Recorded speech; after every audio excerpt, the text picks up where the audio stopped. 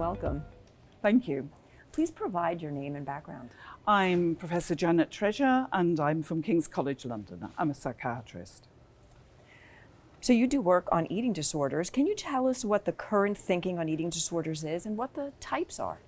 Yes, the main thing that's happened in eating disorders has been a great expansion. When I started almost 40 years ago, the only illness we had was anorexia nervosa. And then bulimia entered in about 1980.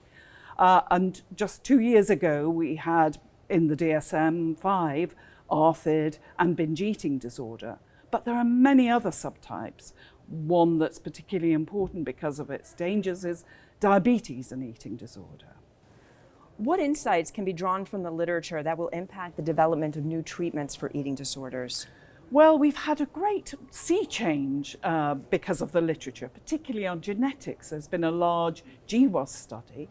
And what that has shown is that the links with anorexia nervosa are with other psychiatric disorders, particularly obsessive compulsive disorder.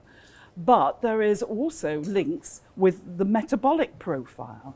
So these disorders tend to have the opposite profile of what we call metabolic syndrome. They're sensitive to insulin. They have high levels of high density lipoproteins.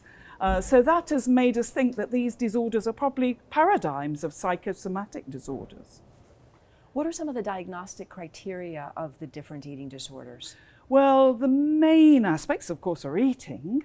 And with anorexia nervosa, eating is restricted, whereas we get the other end of the eating spectrum, loss of control of eating in bulimia nervosa and binge eating disorder. What are some of the available interventions, and what does the practicing clinician need to know about eating disorders?